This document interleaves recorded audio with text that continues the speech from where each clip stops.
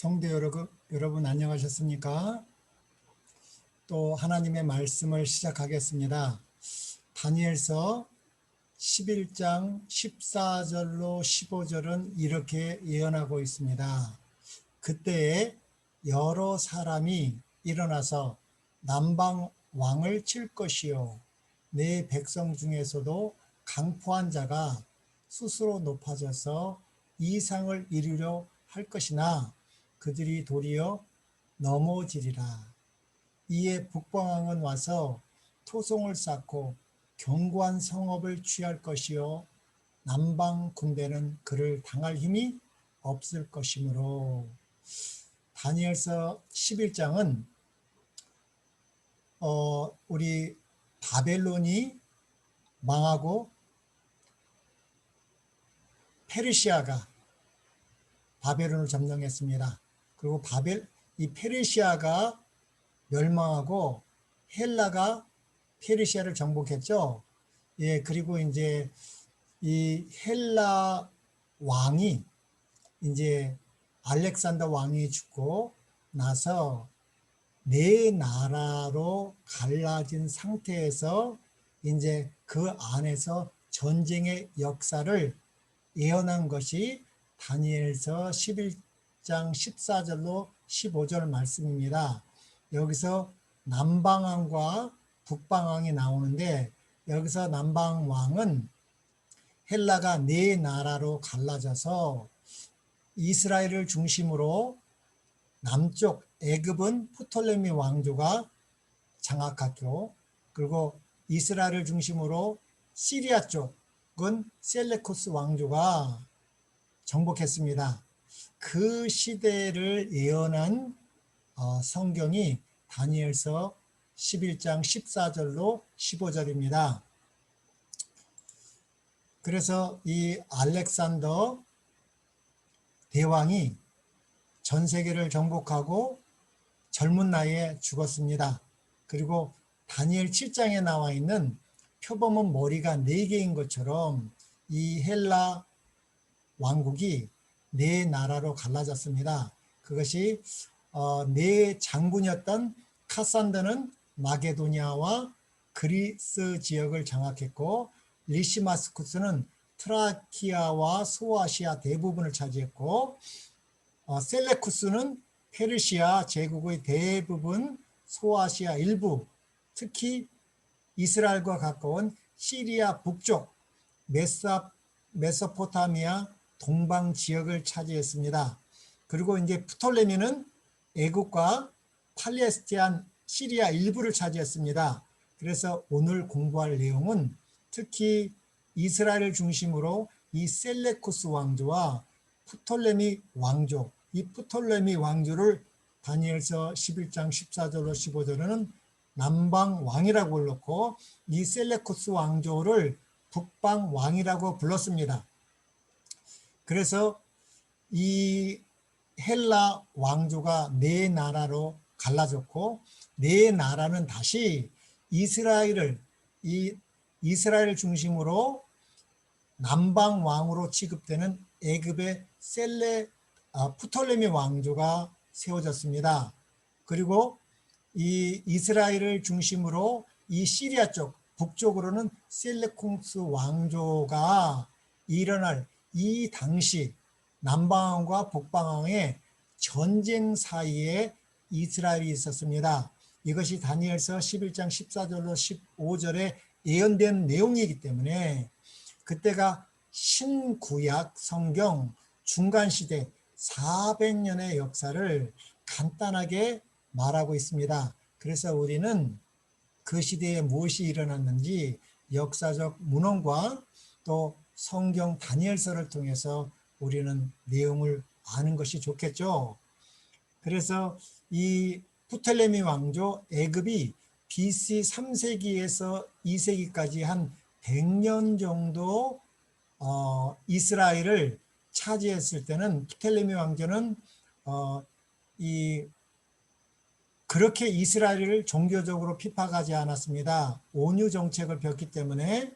그런데 BC 2세기경에 이 시리아의 셀루쿠스와 프톨레미의 전쟁에서 처음에는 프톨레미가 더 힘이 셌지만 나중에는 셀레쿠스 왕조가 프톨레미 왕조의 전쟁을 이겨서 이스라엘 쪽을 다시 차지하게 됐습니다.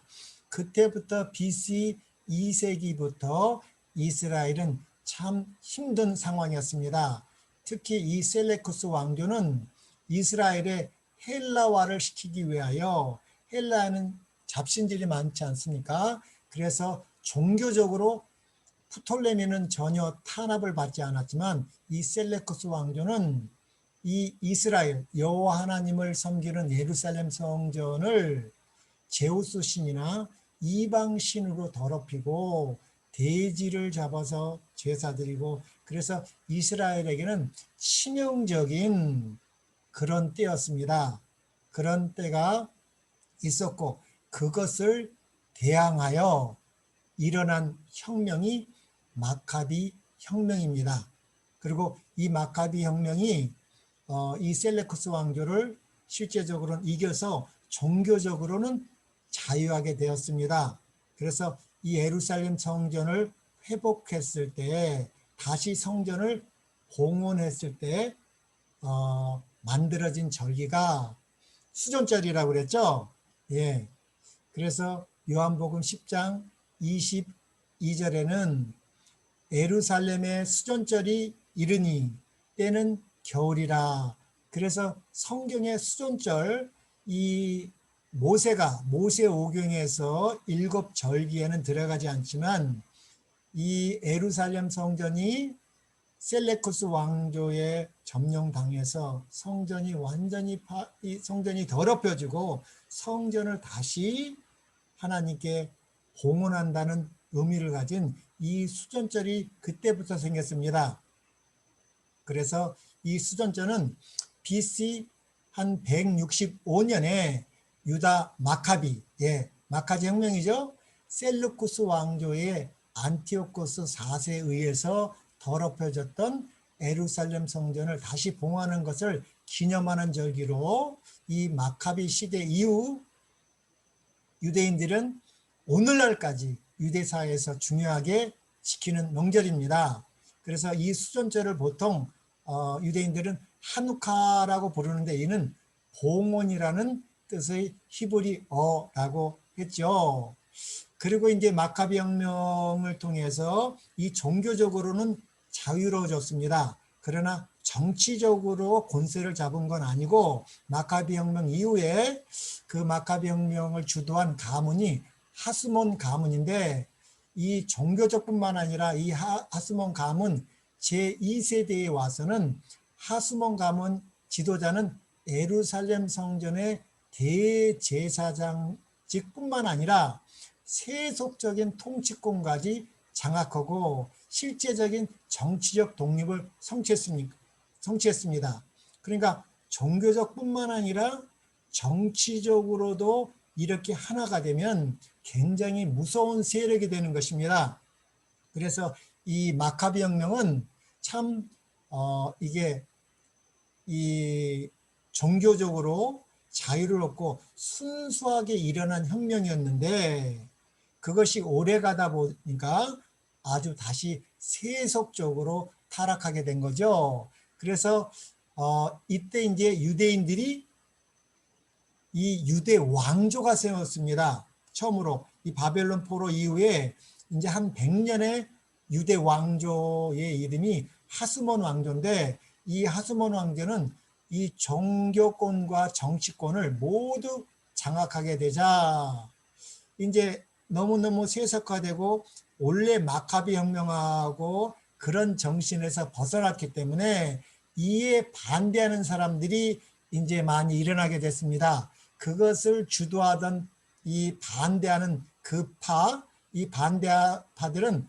하스몬 가문이 정치 세력화되고 더구나 예루살렘 성전의 대제사장까지 모두 움켜쥐는 것은 이 마카비 혁명 정신을 변질시키는 것이라고 생각했고 결코 용납할 수 없는 일이라고 주장했습니다. 이들이 우리 성경에 나오는 그 바리새파였습니다. 예, 그러니까 이 바리새파도 처음에는 나쁜 게 아니었죠. 그러나 이 바리새파가 율법에 묶여가지고 이런 형식주의로 나중에 빠져서 이 율법주의가 됐고, 그 율법주의에서 더 나아간 파가 SNF파라고 그랬습니다. 그래서 이 바리새파는 처음에는 그렇게 나쁘게 시작하지 않았습니다. 이 바리새파의 대항해서 하스몬 가문의 통치를 지지하고 옹호하는 세력들도 생겨났습니다. 이 바리새파는 이런 정치와 종교를 연합해서 이 유다가 세속화되는 걸 막기 위해서 일어났는데, 근데 또 그 바리새파에 대항해서 일어나고 이 하스몬 가문의 통치를 지지하고 옹호하는 세력들도 생기는데, 그들이 바로 이 사두개파입니다. 성경에 이 사두개파가 이 바리새파보다 더 나쁘다고 저는 생각하는데, 왜냐하면 바리새파에는 우리 사도 바울이나 니고데모 같은 사람들이 회개하고 돌아왔다는 내용이 나옵니다.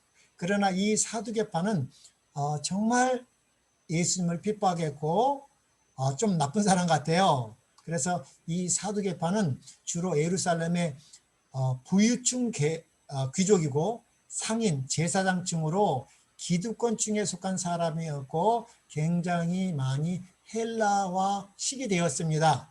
예.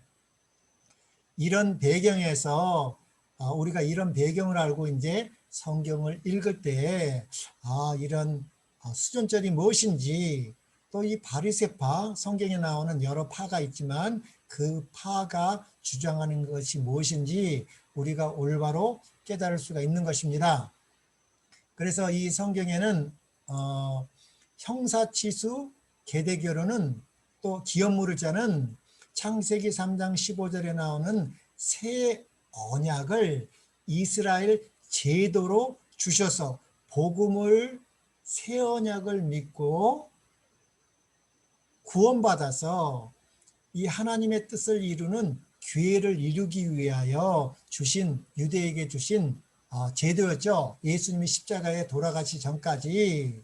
그래서 이 형사치수 계대결혼 기업물을자는 참 중요한 것인데, 특히 이 사두개인들은 부활을 믿지 않았습니다. 그래서 이 형사치수 제도를 가지고 예수님을 핍박하고 예수님을 그렇게 한 이 사두개인들이 있기 때문에 아주 좋지 않은 이미지를 가지고 있습니다. 그리고 나서 이제 우리가 출애굽으로 다시 돌아가면, 모세가 80이 다 되어서 여호와 하나님의 명령을 받아 이제 애굽에 사는 이스라엘 백성을 구원하러 여호와 하나님께서 보냈죠.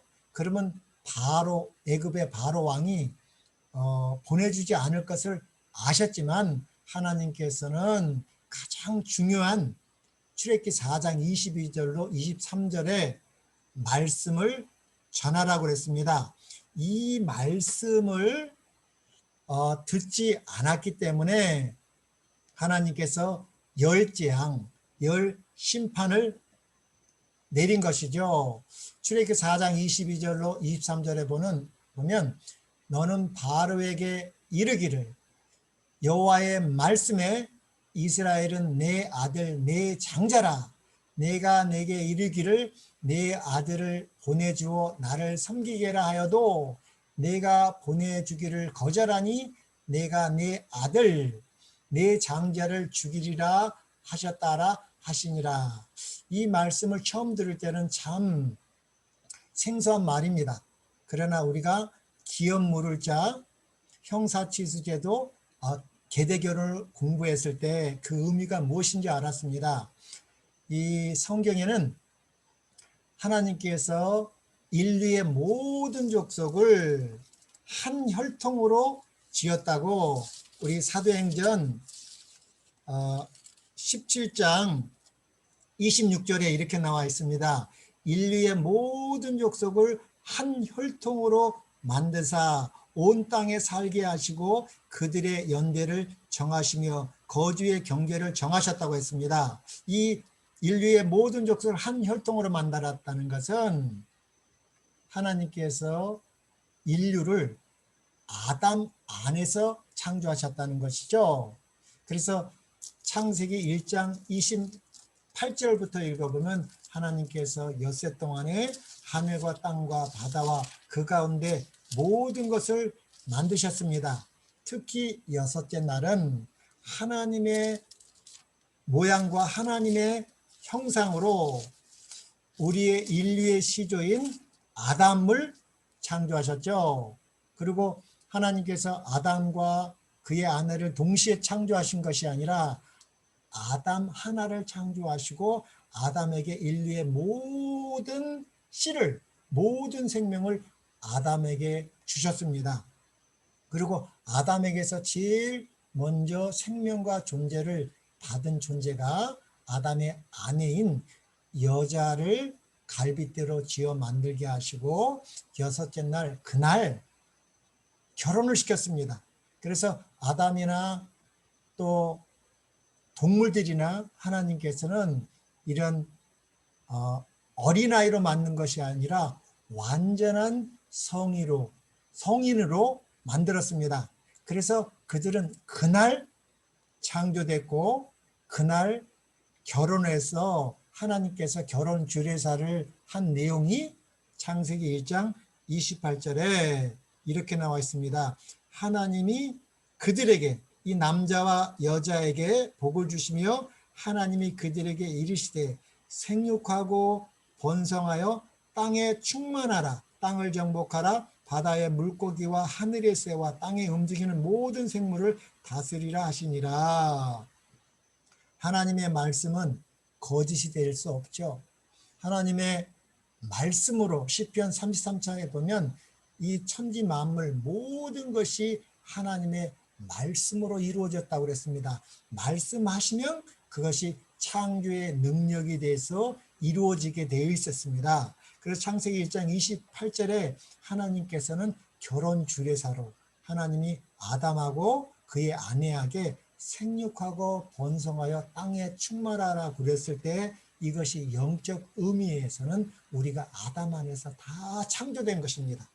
그렇기 때문에 아담부터 생육번성에서 쭉 나올 이 마지막 때까지 우리 여호와 하나님을 아버지라고 부른 것입니다. 그건 세상 족보로 따지면은 뭐 고조 이렇게 할아버지라고 불러야 되지만 우리는 아담 안에서 다 형제 자매이기 때문에 우리가 하나님을 볼 때는 저도 아버지 하나님이라고 그러고 우리 아버지도 아버지 하나님이라고 그러고 우리 아들, 딸도 아버지 하나님이라고 부른 이유가 그런 의미가 있습니다.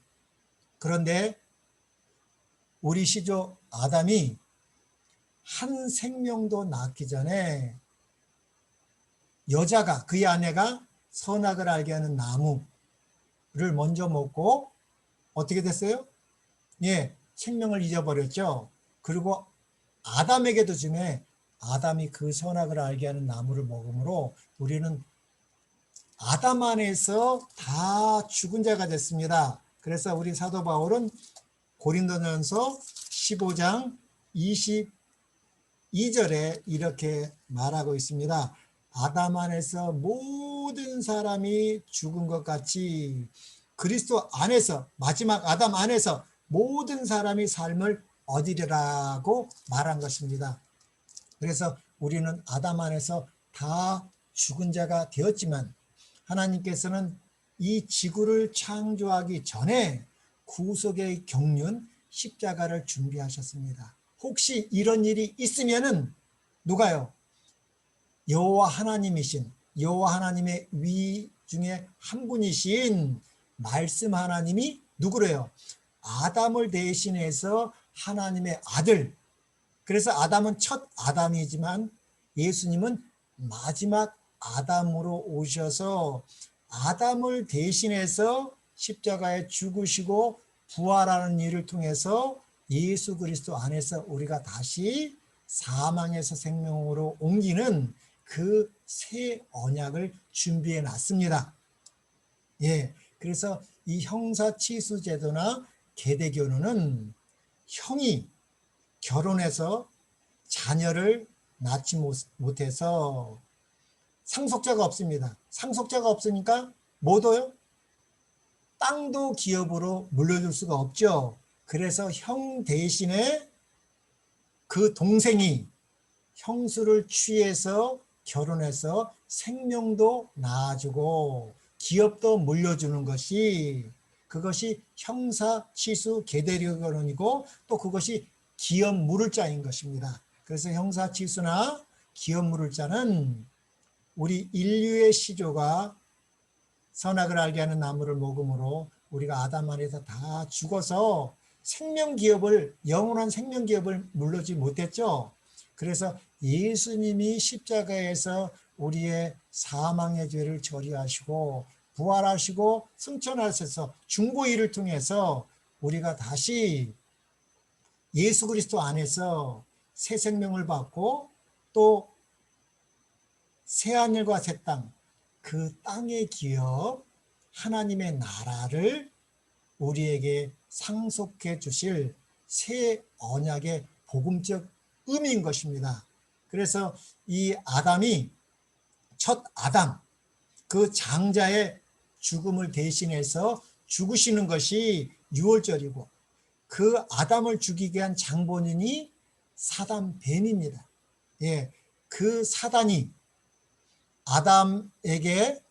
아담을 정복해서 이 지구의 장자가 되고, 욥기에 보면 이 사단이가 이 지구의 장자의 대표로 왔습니다. 예, 누가복음 4장에는 예수님은 부분적으로 그것을 인정하셨고, 그래서 이 사단을 죽일 수 있는 방법은 예수님이 아담을 대신해서 십자가에 죽을 때 사단은 죽는 것입니다. 그래서 창세기 3장 15절에는 여자의 후손은 뱀의 머리를 상할 것이요, 뱀은 여자의 후손을 발꿈치를 상한다는 말이 그 말인 것입니다. 그래서 이 장자 예수님이 십자가에 죽는 것을 믿음으로 우리는 다시 태어나는 것입니다.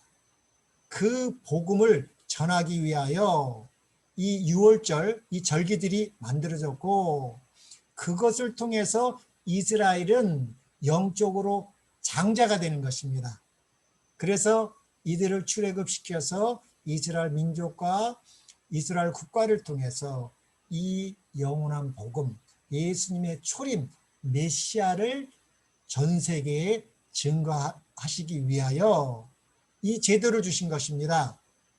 그러나 이 애굽의 바로는 사단의 대리자, 뱀의 후손입니다. 그러니까 이 바로와 애굽 백성들이 이 복음적 의미를 깨닫게 하기 위하여 모세를 통해서 제일 먼저 이 복음적 의미를 말하라고 했습니다. 그리고 나서 바로 이어진 사건이 출애굽기 4장 24절로 25절에 보면 갑자기 여호와의 사자, 천사가 누구를 죽이려고 하는 거예요? 예, 이 모세를 죽이려고 한 것입니다. 이것도 이 복음적 의미가 있고, 이 복음적 의미를 믿고 순종할 때 하나님께서는 역사하시는 것입니다. 그러나 모세는 이 사실을 알았죠. 왜냐하면 아브라함에게 약속하셨고, 이삭에게 약속하셨고, 야곱에게 약속하시고 이 복음을 믿고 증거하게 하셨는데, 이 모세가 미디안 이방인 여자 십보라와 결혼했는데, 이 십보라는 그런 예식을 뭐 그렇게 어린아이한테 하느냐, 좀 미룬 것 같습니다. 그러나 그 행위보다도 그 이 복음적 의미를 정확하게 믿는 행위가 십자가에서 예수님이 돌아가기 전까지는 이것을 지켜야 됐습니다. 이것이 할례입니다. 예, 아브라함과 이삭과 야곱이 믿음의 행위로 전한 건데 이것을 무시했죠. 그래서 모세가 길을 가다가 숲에 있을 때 여호와께서 그를 만나사 그를 죽이려 하신지라. 십보라가 돌칼을 가져다가 그의 아들의 표피를 베어 그 발에 갖다 대며 이르되 당신은 참으로 내게 피 남편이로다 하니 여호와께서 그를 놓아주시니라. 그때 십보라가 피 남편이라 함은 할례 때문이다. 그래서 이 십보라는 분명히 모세를 통해서 이 새 언약을 들은 것이죠. 그러나 관가했습니다. 그러나 하나님께서는 그것을 엄하게 다시 명령하셨습니다. 그래서 이 할례의 복음적 의미는, 할례는 남자의 생식기 끝 가죽을 잘라 피를 흘리는 것입니다. 이 피가 뭐예요? 예. 그리고 이 생식기는 생명을 낳는 지체입니다. 그래서 할례는 예수님께서 피 흘려 돌아가시는 일로 죄를 처리하시고 생명을 얻게 한다는 표상적 예식이었기 때문에 너무너무 예수님이 십자가에 돌아가시기까지는 중요했고, 이것을 전해야 될 모세가 이것을 아내의 그거를 이기지 못한 것 같습니다. 그래서 하나님께서는 다시 한 거고, 그래서 십보라는 이 피남편은 누구예요? 예, 우리 예수님이 피남편이 되지 아니하면 예수님이 십자가에서 피를 흘릴 뿐 아니라 부활하셔서 그 흘린 피를 가지고 하늘로 승천하셔서 대제사장이 되시고 그 피를 가지고 중보를 하지 않으면 우리의 죄사함도 받지 못하고 죄를 도말하지도 못하기 때문에 예수님의 초림은 이루어질 수 있지만 재림이 없으면 우리가 구원이 완성될 수 없는 것입니다.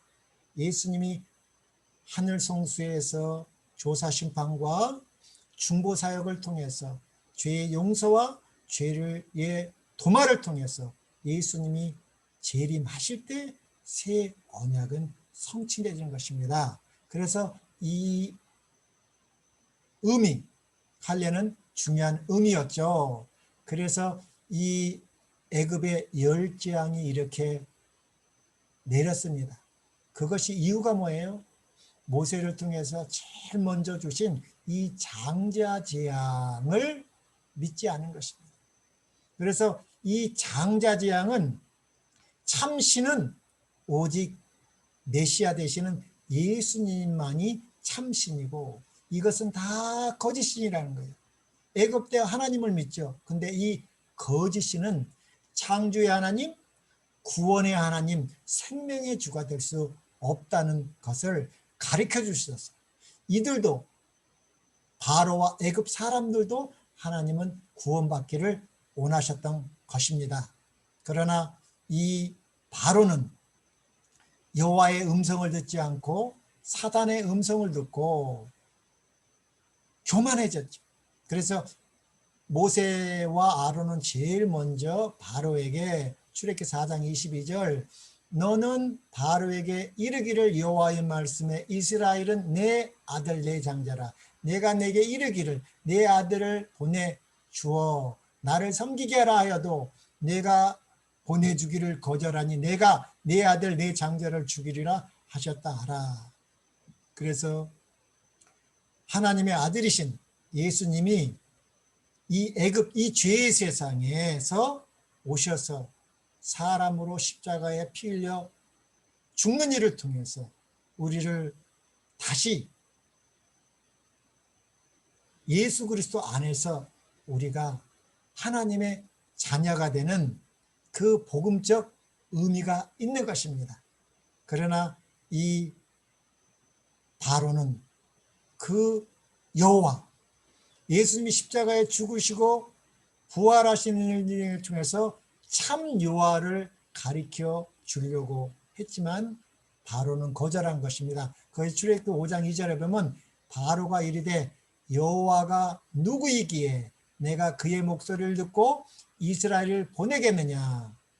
나는 여호와를 알지 못하니 이스라엘을 보내지 아니하리라. 하나님이라고 하지 않고 이 여호와를 알지 못한다고 그랬습니다. 그래서 모세를 통해서, 아론을 통해서 여호와를 알게 하기 위하여 이 열 재앙을 내린 것입니다. 그 열 재앙에 내린 그 신들은 진짜 신이 아니라는 것을, 오직 여호와만이 참 하나님이라는 것을 가르쳐 주기 위하여 이렇게 모세와 아론을 보낸 것이죠. 그래서 결국은 이 장자 재앙은 이르지 않으면 절대 바로는 이스라엘 백성을 보내주지 않을 것입니다. 왜냐하면 이 애굽에는 신들이 많았지만 이 신들 중에서도 대장신이 누구예요? 사단입니다. 사단을 죽일 수 있는 단 한 가지 방법은 어린 양 대신 예수님이 십자가에서 죽는 일 외에는 없기 때문에, 십자가만이 우리를 죄에서 구원하는 것인데, 그것은 우리가 이 애굽에서 구원받으려면 누가 죽어야 돼요? 사단이 죽어야 되는 것입니다. 우리는 다 사단의 자녀고 사단의 노예가 되어 있습니다. 우리 심령에 사단이 있는 것입니다. 그래서 시기 질투 가르쳐 주지도 않아도 죄가 나오는 것은 사단이 우리의 아비가 되었기 때문에, 그 사단을 죽일 수 있는 유일한 길은 십자가에서 우리를 위하여 둘째 사망을 죽는 길 외에는 애굽 죄의 세상, 사단에게서 벗어날 수가 없는 것입니다. 사단이 죽어야지만 이스라엘 백성은 출애굽할 수 있는 것입니다. 그래서 이 열 재앙은 일어났고, 이 열 재앙이 일어나는 가중에서도 하나님께서는 한꺼번에 일어난 게 아닙니다. 피 재앙을 통해서 회개하고 돌아오고 원했습니다. 개구리 재앙을 통해서, 이 재앙을 통해서, 파리 재앙을 통해서, 이런 파리를 섬기는 것이 이들은 하나님이라고 믿었습니다. 예, 이런 것이 하나님이 아니라 누구만요?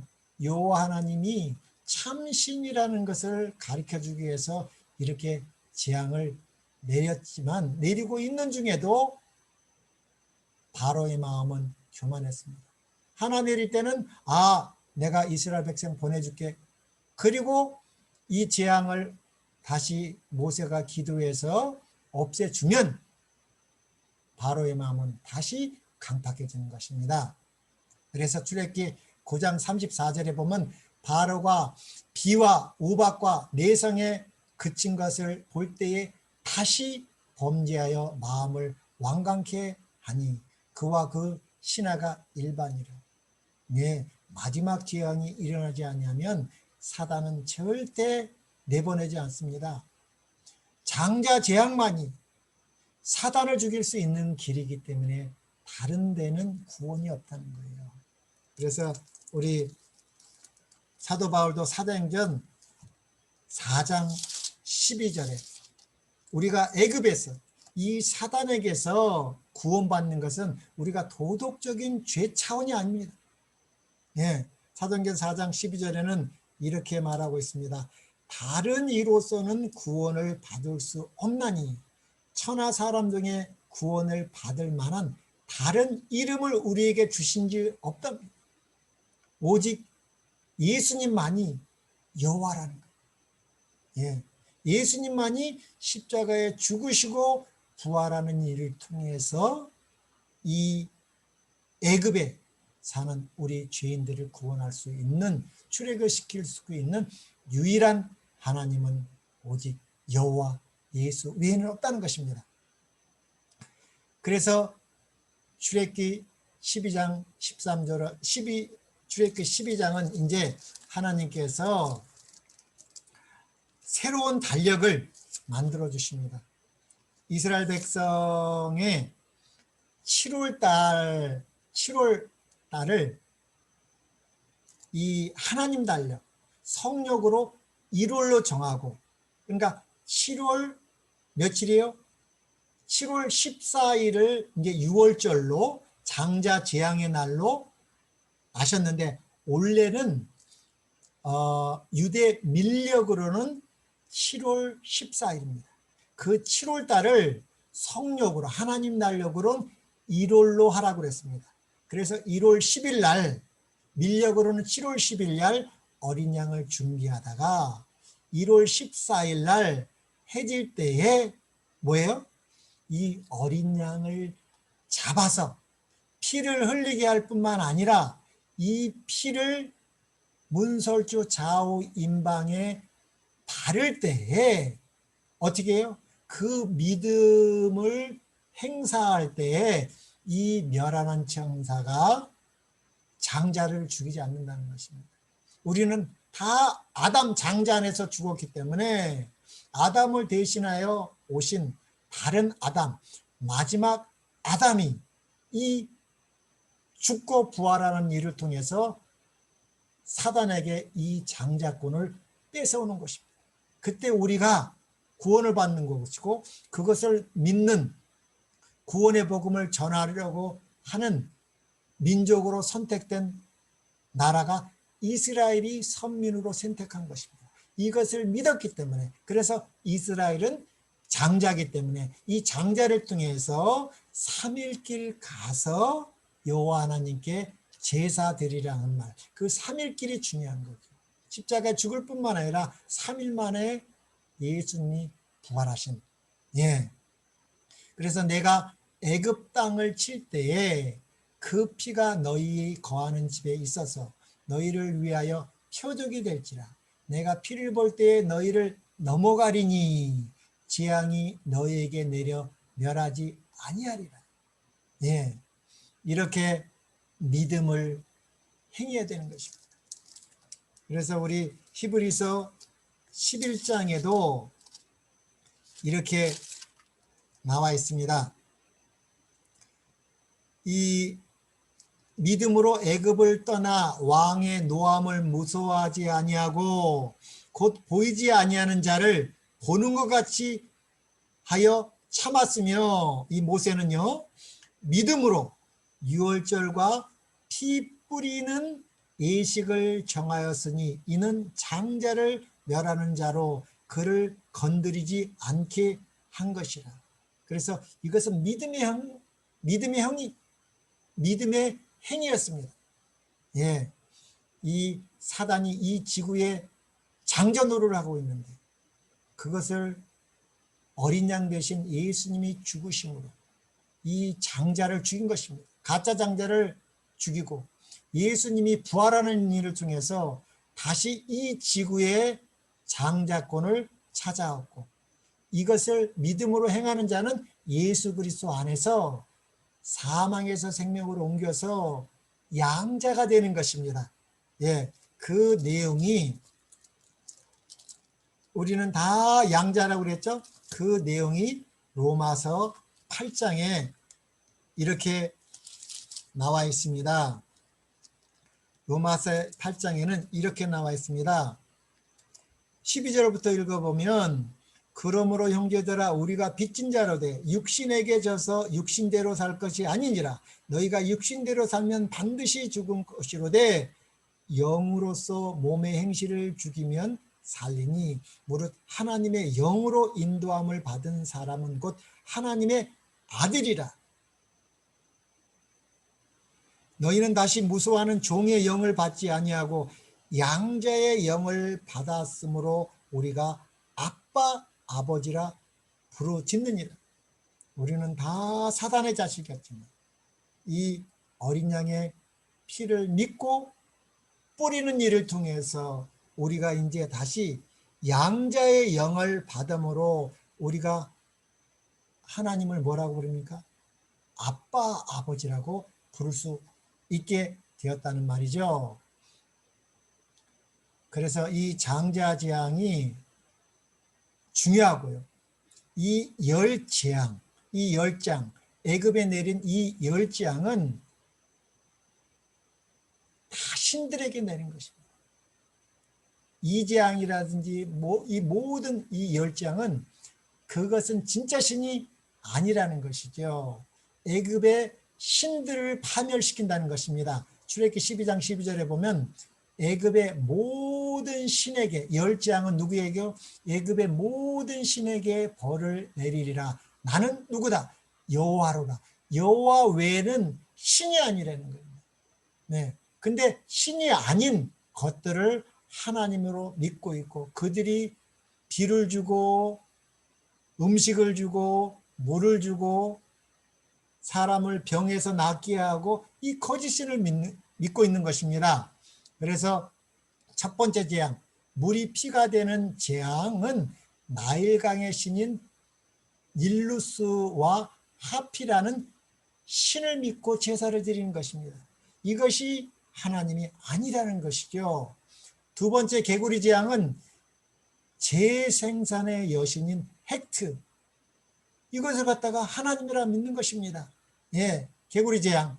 또 세 번째는 이 재앙은 땅의 신인 갭 또는 셉을 하나님이라고 믿는 것입니다. 이것도 하나님이 될 수가 없고, 파리 재앙도 신성한 투구 풍뎅이인 카페라 신을 믿는 제사를 드리는 것입니다. 이것도 너희가 믿는 것이 하나님이 아니고 그건 가짜라는 것입니다. 다섯 번째, 생축의 악질이 나는 것도 신성한 숫소소인 아피스와 신성한 암소신인 하토투, 이 소들을 하나님이 믿었습니다. 그래서 출애굽에서 모세가 십계명을 받으러 하늘로 이 시내산을 올라갔을 때 그들이 이 금송아지를 만들고 하나님이라 하는 것입니다. 애굽에서 인도한 하나님이라 하는 것입니다. 애굽에서 이스라엘 백성이 이런 거짓 예배들, 음란하고 잘못된 이런 예배, 이 시각적으로 보여서 멋있게는 보이지만 이것은 진짜 하나님이 아니라는 것입니다. 이것에 길들여 있는 것입니다. 이것은 절대 하나님이 아니라는 것이죠. 예.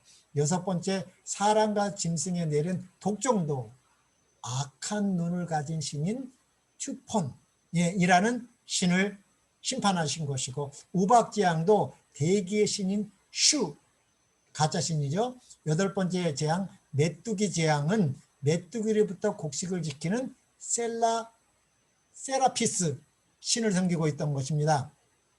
또 아홉째 재앙 흑암 재앙은 태양신 라를 대적하는 것입니다. 예, 태양신 라. 예. 그리고 열 번째 재앙은 사람과 생축의 장자 재앙이죠. 그래서 이것은 생명의 신인 푸타흐를 믿는 것인데 이것은 영적으로 하면 사탄입니다. 이 모든 애굽에 있는 거짓 신 중에 하나님이 누구예요? 사탄입니다. 그래서 사탄은 세상 임금이라. 나에게 절하라. 누구에게도요? 마태복음 4장에 보면 예수님이 40일 금식하셨을 때에 사단이 직접 나에게 경배하면 내가 이 모든 것을 주겠다는, 예, 이 지구의 장자로 세상 임금으로 군림하고 있는 이 사단을 대표하는 것입니다. 이 사단을 죽일 수 있는 것은 생명 대신 하나님의 아들 예수 그리스도께서 십자가에서 첫째 사망이 아니라 둘째 사망을 죽을 수 있어야 됩니다.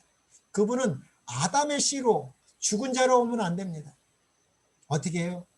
성령을 통해서 아담의 씨와 상관없이 생명으로 하나님의 아들로 태어나신 그분만이 우리의 모든 죄를 위하여 십자가에 죽을 수 있는 것입니다. 이것이 장자입니다. 사단이 이 지구 장자를 다시 마지막 아담이신 예수 그리스도께서 장자권을 빼앗은 이 장자재앙을 믿으라는 것이었죠.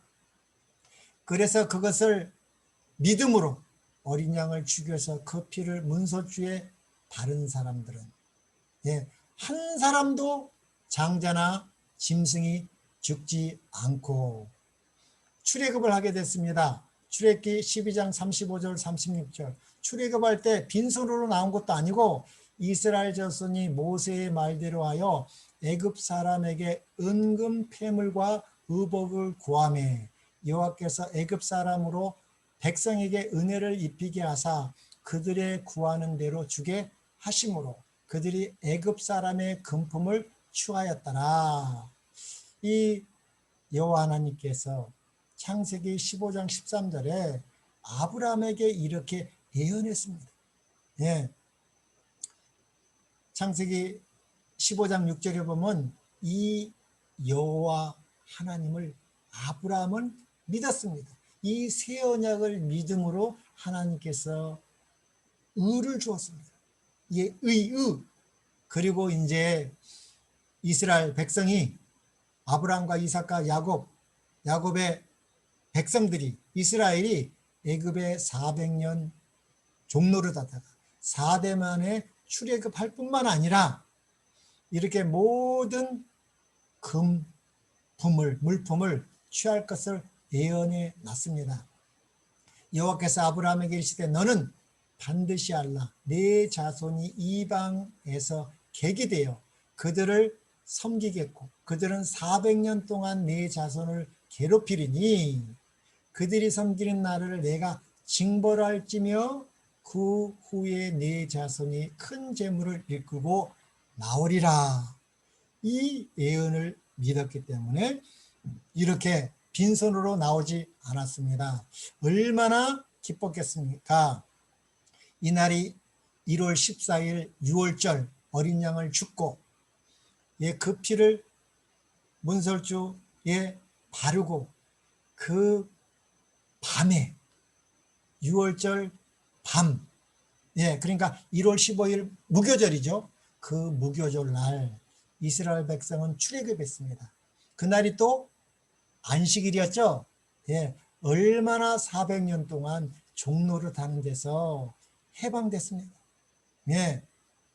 출애굽기 12장 37절로 41절에 보니까 이스라엘 자손이 라암셋에서 바로하여 숫곳에 이르니 유아 외에 고행하는 장정이 60만 가란이요.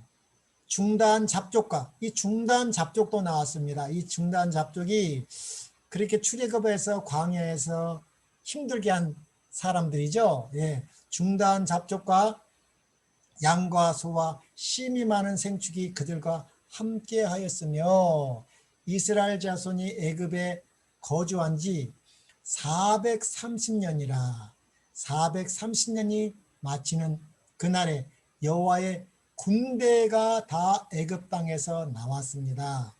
그래서 이 출애굽하는 것은 이스라엘 백성이 착해서도 아닙니다. 무슨 어떤 행위를 해서가 아니라 오직 애굽에서 구원받는 출애굽하는 것은 오직 새 언약을 믿는 행위입니다. 믿음으로만 나오는 것이죠. 그 믿음에 믿는다는 증거가 문설주에 피를 바르는 것입니다. 그러면 나오는 것입니다. 묻지 않습니다. 어떤 죄를 지었든지 상관없습니다. 그리고 하나님께서는 그들을 가나안 땅으로 편안하게도 보낼 수가 있죠. 그러나 하지 않았습니다. 성경에는 이렇게 나와 있죠. 이스라엘 사람들이 가나안 땅으로 이렇게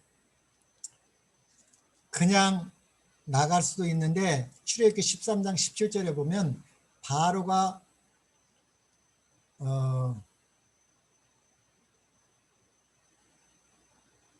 이렇게 나와 있습니다. 바로가 백성을 보낸 후에 블레셋 사람의 땅의 길은 가까울지라도 하나님이 그들을 그 길로 인도하지 아니하셨으니 이는 하나님이 말씀하시기를 이 백성이 이스라엘 백성이 전쟁을 하게 되면 마음을 돌이켜 애굽으로 돌아갈까 하였습니다. 400년 동안 430년 동안 노예 생활을 했기 때문에 다시 돌아갈 수도 있었습니다. 그래서 이렇게 했을 뿐만 아니라 창세기 15장에 보면 가나안 족속들이 죄악이 관용하지 않았기 때문에 하나님께서는 이 애굽 430년과 출애굽 40년, 토탈 470년을 통해서 이 애굽과 미디안과 이 가나안 땅에 은혜의 기간을 더해서 여호와 하나님을 믿고 구원하시기 위하여 그것이 첫째 목적이었습니다. 그리고 이 애굽의 종노릇 하던 이 이스라엘 백성들, 또 중도한 잡족들이 많이 나왔기 때문에 그들에게 믿음이 없었습니다. 종살이 했기 때문에 채찍과 매와 보는 대로 행하는 사람들이기 때문에 그들에게 여호와 하나님을 알게 하여 믿음이 무엇인지를 가르치기 위하여 그 편안한 길로 인도한 것이 아니라 어디로요?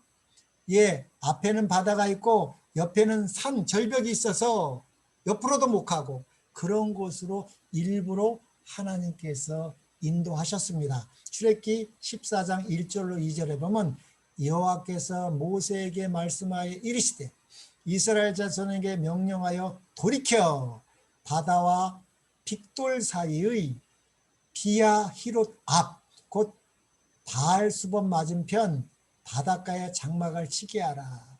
그래서 이 바다 앞이고 산이기 때문에 다른 데로 갈 수가 없습니다. 뒤로는 애굽으로 가야 되는데 어떻게 해요?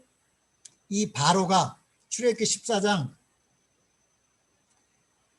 5절에 보면 이 바로가 그 백성이 도망한 사실이 애굽 왕에게 알려지매 바로가 그의 신하들이 그 백성에게 대하여 마음이 변하여 이르되 우리가 어찌 이같이 하여 이스라엘을 우리를 섬김에서 놓아 보내겠는가 하고 바로가 곧 그의 병거를 갖추고 그의 백성을 데리고 이들을 다시 잡으러 오는 것입니다. 그러니 이 이스라엘 백성은 바다로 가든지 다시 바로와 그 군인들에게 잡혀가든지 다른 길이 없었습니다. 그래서 이것을 통해서 하나님께서는 믿음을 가르쳐주고 싶었습니다. 그러니 또 얼마나 두려워했겠습니까? 이 장정만 60만인이 어린아이, 남자, 여자 또는 까지 합치면 거의 200만이나 되는 사람들에게 이 믿음을 회복시켜 줍니다. 그래서 이들은 어떻게 했겠습니까? 실은 이 200만이나 되는 사람들이 다 믿음이 있었을까요? 아니겠죠? 예, 거의 믿음이 없었을 것입니다. 근데 성경에 보면 이 노아 시대부터 남은 자손이 있었습니다. 이 소수의 남은 자손들이 여호와 하나님 이 새 언약을 신실히 믿는 소수의 무리가 이 출애굽을 당시에도 소수의 무리가 신실하게 하나님의 율법을 지키고 안식일을 지키고 이 믿음, 이 새 언약, 아브라함과 이삭과 야곱에게 약속하신 그 복음을 믿는 사람들이 반드시 있었습니다.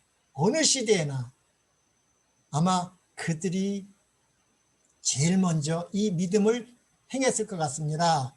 그래서 여호와 하나님께서 이렇게 말합니다. 출애굽기 14장 15절로 16절 여호와께서 모세에게 이르시되 너희는 어찌하여 내게 부르짖느냐 이스라엘 자손에게 명령하여 앞으로 나아가게 하고 앞으로 나아가라는 것입니다. 이것이 믿음인 것입니다. 그 언약을 믿고 그 여호와 하나님을 믿고 바다에 발을 디뎌 두라는 것입니다. 그러면 갈라지는 것입니다. 예, 모세가 지팡이를 던져서 내려서 바다가 갈라지면 가는 것은 믿음이 아니고 그거는 침례가 아닙니다. 예, 그래서 나가라는 것입니다. 믿음을 보이라는 것입니다. 그랬을 때 하나님께서 이 모세의 지팡이를 들고 손을 바다 위로 내밀어 그것이 갈라지게 하라. 이스라엘 자손이 바다 가운데서 마른 땅으로 행하리라. 그래서 이 소수의 무리가 믿음으로 바다에 나아갔어. 그리고 모세가 지팡이를 내렸을 때 바다는 갈라지고 그 많은 무리들이 그 믿는 사람들을 따라 홍해를 들어간 것이죠. 예, 어린아이도 마찬가지고요. 출애굽기 14장 13절은 모세가 백성에게 이르되 이 원망하니까 너희는 두려워하지 말고 가만히 서서 여호와께서 오늘 너희를 위하여 행하시는 구원을 보라.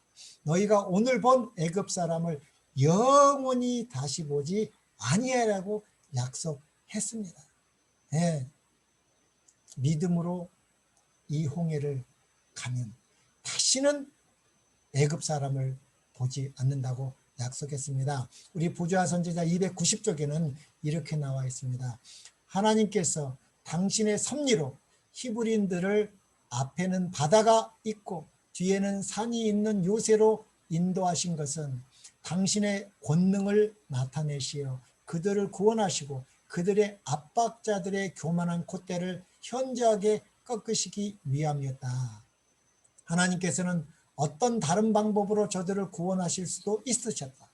그러나 그들 이스라엘 백성, 그들의 이스라엘 백성뿐만 아니라 이 잡다한 잡족이 있었죠. 많은 잡족이 있었죠. 그들의 믿음을 시험하시고 당신께 대한 그들의 신뢰심을 강하게 하시기 위하여 이 방법을 선택하셨다. 백성들은 지치고 공포에 사로잡혀 있었다. 그러나 모세가 그들에게 전진하라고 명령했을 때 그들이 주저했더라면 하나님께서는 그들을 위하여 결코 길을 열지 않으셨을 것이다. 예, 모세가 지팡이를 내려가지고 받아가라는 건 믿음이 아닌 것입니다. 하나님은 이 믿음을 오늘도 우리에게 요구하시는 것입니다. 그래서 히브리서 11장 28절에 이 말이 나와 있죠. 저희가 홍해를 육지같이 건넜던 것은 믿음으로 했는 것입니다. 이 소수의 무리가 믿음으로 여호와 하나님을 믿음에 아브라함이 여호와를 믿음에 그것을 의로 여긴 것처럼 믿음에 행했습니다. 그 행진하여 믿음으로 하였다. 그 행진하여 바닷속으로 들어간 것은 그들이 모세를 통하여 주신 하나님의 말씀을 믿었다는 것을 나타낸다. 그들은 그들의 힘으로 할 수 있는 모든 일을 행했으므로 그때 이스라엘의 전능하신 분께서는 그들이 걸어갈 길을 만드시기 위해 바다를 가르셨다. 이것이 믿음인 것입니다. 예. 그래서 이스라엘 백성은 믿음으로 홍해를 건너는 것입니다. 믿음으로 앞장선 사람들이 앞길을 나갔을 때 믿음이 좀 약한 사람도 이렇게 따라갔습니다. 여기까지는 간 것 같아요. 그러나 이제 예수님께서 하나님의 나라에 누가 들어간다고 했습니까? 요한복음 3장 니고데모에게 물과 성령으로 나지 아니하면 하나님의 나라에 들어갈 수 없다고 그랬습니다. 그래서 이 홍해를 가는 것은 침례를 상징하죠. 물 침례를 상징하는 것이죠. 그것도 너무너무 중요하죠. 그러나 이제 물 침례 다음에 성령 침례가 있는 것입니다. 불의 침례가 있는 것입니다. 이것은 개인적으로 날마다의 삶에서 승리하는 자만이 가나안 땅까지 새 언약의 성취는 이루어지는 것입니다. 그래서 많은 사람들이 물 침례는 받지만 하늘 가나안 가는 성령 침례는 경험하지 못하는 경우가 있는 것 같습니다. 그래서 우리 이스라엘 역사를 통해서 우리의 믿음이 어디까지 와 있는지 우리는 시험하라고 나와 있습니다. 우리 고린도후서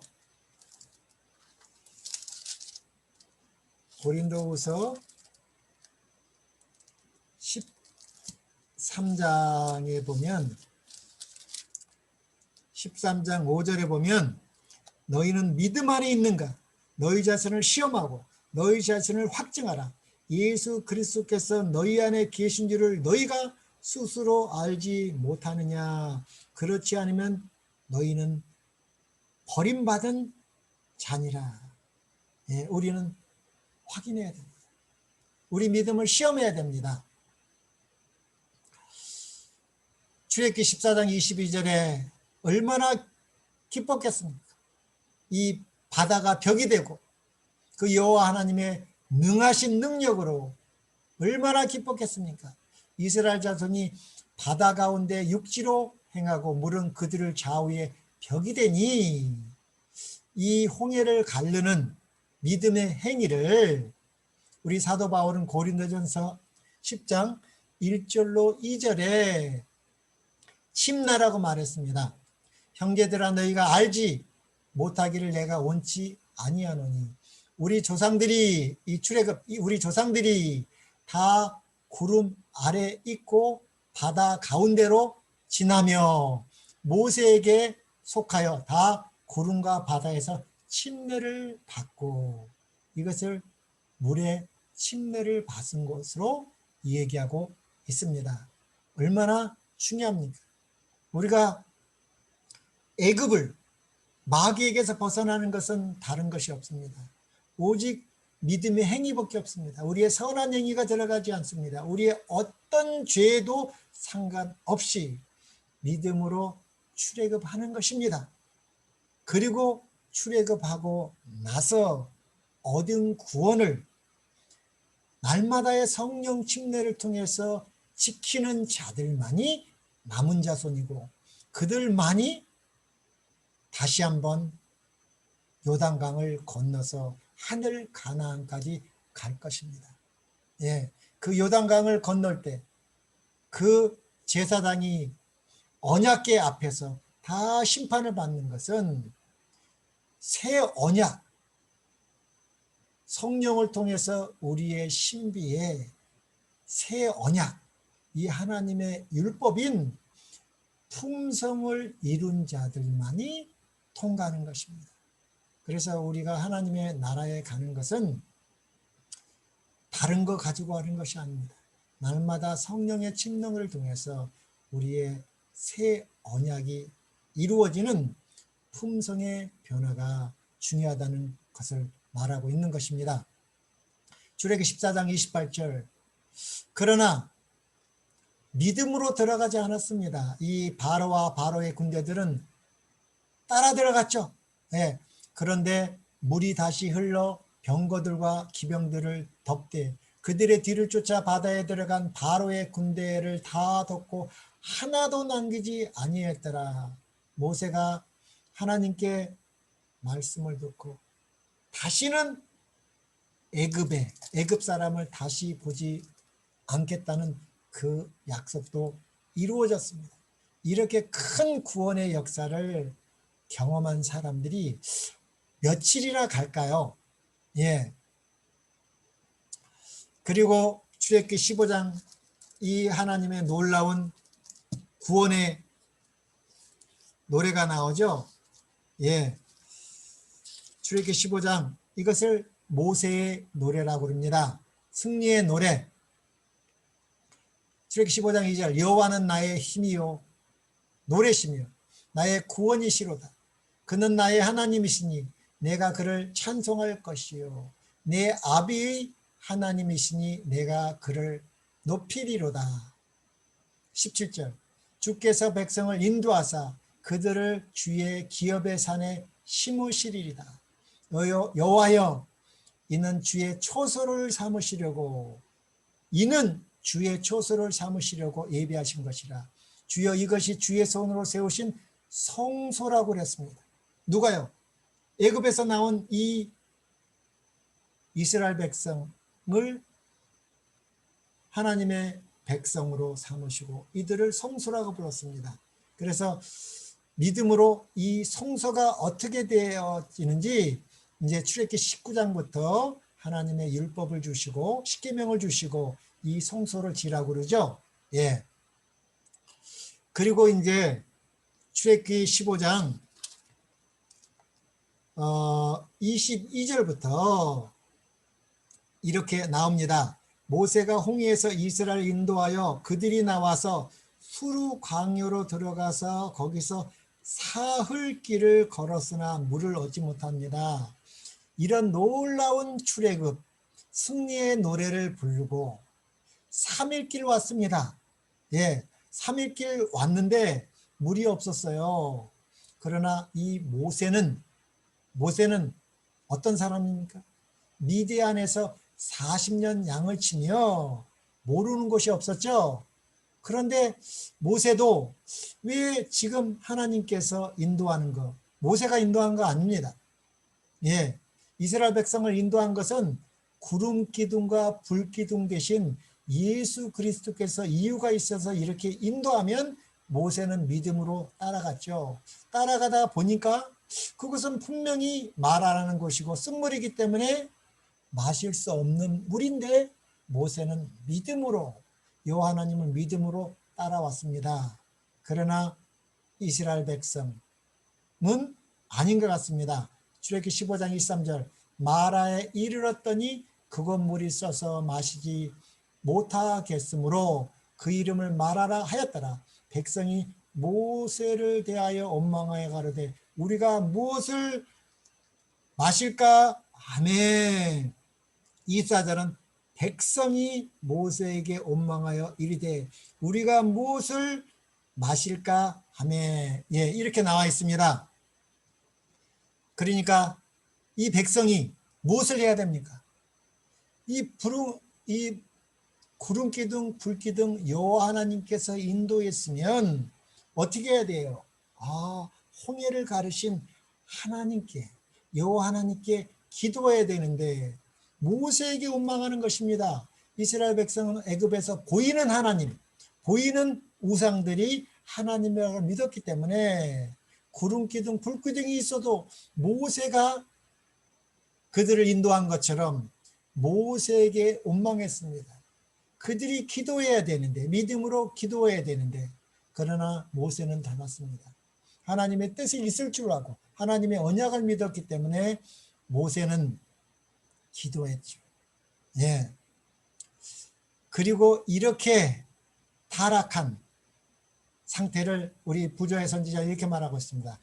타락한 이후에 루스벨은 사람들의 마음속에 자기와 같은 시기와 불만의 정신과 지위와 명예에 대한 야망을 불어넣는 것을 그의 목적으로 삼았기 때문에 이들은 이런 불만의 정신이 있었습니다.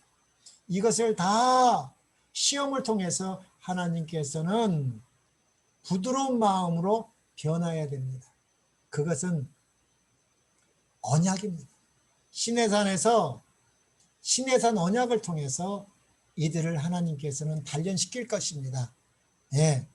그러나 믿음의 사람 모세는 이렇게 기도합니다. 15장 25절 모세가 여호와께 부르짖었더니 여호와께서 그에게 한 나무를 가리키시니 그가 물에 던지니 물이 달게 되었더라. 네, 출애굽을 경험하고 침례를 받아서도 우리가 3일길 복귀 안 왔는데도 이런 불평을 한 것처럼 이것은 우리 교회에 우리 믿음의 형제들이 이렇게 연약한 것을 보여주는 것 같습니다. 그리고 하나님께서 이 마라에 쓴 물이 단물이 되는 것을 통해서 하나님께서 약속을 또 주셨습니다. 마라에서 모세를 통하여 이스라엘 백성에게 약속을 줬는데 그 약속이 뭐냐면 그것이 중요한 출애굽기 15장 26절입니다. 이것은 지금 우리에게도 말하고 있습니다. 지금 얼마나 코로나19로 이 코로나 눈에 보이지도 않는 이 전염병 하나에 우리가 지금 꼼짝 못하고 다들 백신만 기다리고 있는 것 같습니다. 예. 그러나 하나님은 뭐라고 말하는 건가요? 하나님께서 약속하셨습니다. 이것은 지금 우리에게 필요한 약속인 것 같습니다. 이렇게 약속하십니다. 이르시되 너희가 너희 하나님 나 여호와의 말을 들어 순종하고 여호와의 말입니다. 내가 보기에 의를 행하며 내 계명에 귀를 기울이며 내 모든 규례를 지키면 내가 애굽 사람에게 내린 모든 질병 중 하나도, 이 애굽은 영적으로 이 죄악 세상입니다. 네, 모든 질병 중 하나도 너희에게 내리지 아니하리니 나는 너희를 치료하는 여호와. 우리가 코로나19로서 모든 애굽에 내린 질병으로서 질병에서 우리를 지킬 수 있는 것은 다른 것이 아닙니다. 우리가 여호와의 말씀을 순종함으로 믿음으로 그 의를 받고 우리 심령에 하나님의 계명과 율례가 해박되어 성령을 쫓아 행하는 성령으로 충만한 삶을 살 때에 치료하시는 여호와가 된다는 것입니다. 이것이야 말로 여호와 하나님만 두려워하는 남은 자손의 삶이 되어야 된다는 것이죠. 이 약속을 하나님께서 주셨습니다. 어떤 질병도 주지 않는다는 것은 먹는 거, 입는 거 모든 것을 해결해 준다는 말은 아닙니까? 그러나 이스라엘 백성이 또 며칠이 못해서 원망을 하고 또 원망을 하는 것처럼 우리의 삶에서도 어떻습니까? 그런데 이제 이런 약속을 줬으면 어떻게 해야 됩니까? 그런데 이제 출애굽기 16장에 또 어떤 사건이 나타났어요. 또 불평과 시련, 눈에 보이는데 이번에는 물이 아니라 이제 음식입니다. 음식이 없다고 배고프다고 이렇게 하는데 이번에는 더 심각합니다. 이스라엘 백성, 그냥 백성이 아니라 이번에는 온 회중입니다. 회중이라는 건 좀 지도자 같아요. 출애굽기 16장 1절로 3절에 보면 이스라엘 자손의 온 회중이 엘림에서 떠나 엘림과 시내 산 사이에 있는 신광야에 이르니, 이제 신광야에 이르렀습니다. 애굽에서 나온 지 둘째 달 15일, 그러니까 30일째 되는 것입니다. 애굽에서 나온 지 30일째에 이스라엘 자손 온 회중이 그 광야에서 모세와 아론을 원망하여 이스라엘 자손이 그들에게 이르되 우리가 애굽 땅에서 고기 가마 곁에 앉아있던 때와 떡을 배불리 먹던 때에 여호와의 손에 죽었더라면 좋았을 것을 너희가 이 광야로 우리를 인도해 내어 이 온 회중에게 주려 죽게 하는 도다. 이 얼마나 안타까운 사실입니까? 예. 오늘은 여기까지 하겠습니다.